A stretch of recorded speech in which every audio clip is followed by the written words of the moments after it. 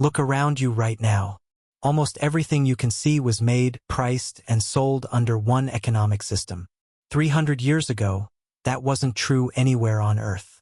Not one country ran on what we now call capitalism. Feudal lords controlled land. Kings controlled trade. Most humans who ever lived never bought or sold anything beyond their own village. So how did one economic idea conquer the entire planet? The story doesn't start with a factory.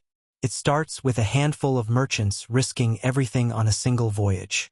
Historian Sven Beckert traces the real turning point to around the year 1500. Not the Industrial Revolution. Not Adam Smith. 500 years earlier, in port cities most people have never heard of.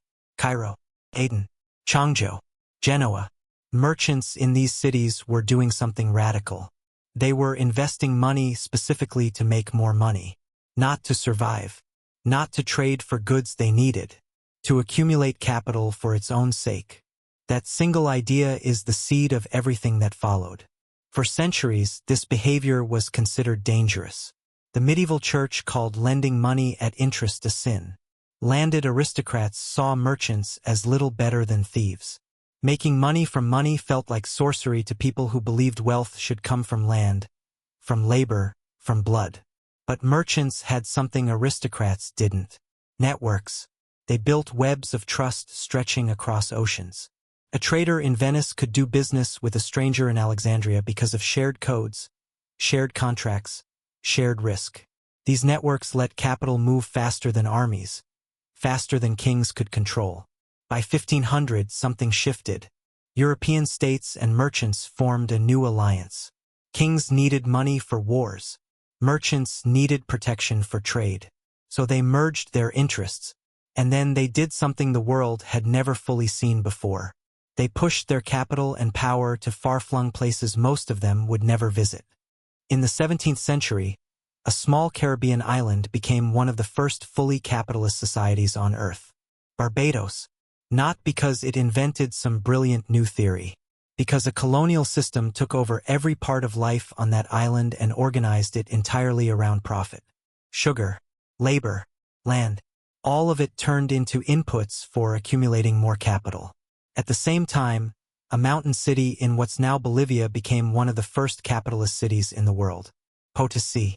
Built almost entirely around extracting silver and shipping it back across an ocean for profit.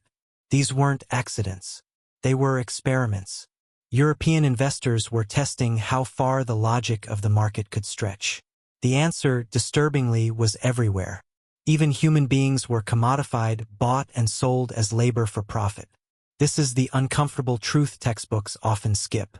Capitalism didn't spread through free choice alone. It spread through colonization, through slavery, through violence backed by law. But it also spread through something more mundane. Printing. The printing press didn't just spread ideas.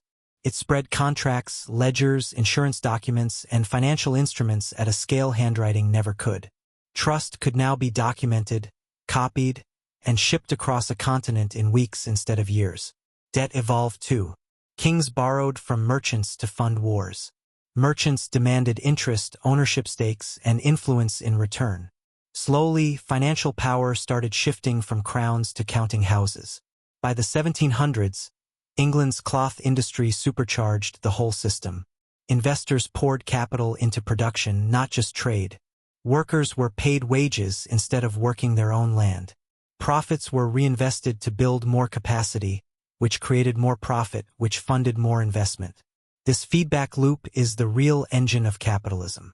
Not greed alone. Reinvestment. Capital doesn't just sit. It multiplies. Then came the Industrial Revolution, and the loop went into overdrive. Steam power, factories, railroads. Suddenly capitalist logic didn't just apply to trade. It applied to how goods were physically made, how workers were organized, how time itself was measured and priced. By the 19th century, capitalism was no longer a set of merchant habits. It was becoming the operating system of entire nations. And it kept spreading not through gentle persuasion, but through empire. Colonial powers exported capitalist structures to Africa, Asia, and the Americas, often violently reshaping local economies that had run on entirely different logic for centuries. By 1848, Marx and Engels looked at this expansion and predicted something specific: that capitalism would eventually cover the entire globe. It took over 150 more years, 2 world wars, and the collapse of rival economic systems, but by the end of the 20th century, their prediction had essentially come true. Capitalism didn't win because every economist agreed it was the best system. It won because of a very specific chain of events: trust networks built by merchants, printing that scaled contracts, debt that shifted power from kings to investors, colonial violence that forced the system onto unwilling populations, and a feedback loop of reinvestment that no other system could match for sheer growth. Here's the part that should genuinely unsettle you. Every phone, every supply chain, every stock market ticking in the background of your life traces back to those merchants in Aden and Cairo, quietly deciding that money could make more money. That idea started as one radical, controversial habit among a handful of traders the world dismissed as marginal. It ended up rewriting how nearly 8 billion humans organize their entire lives.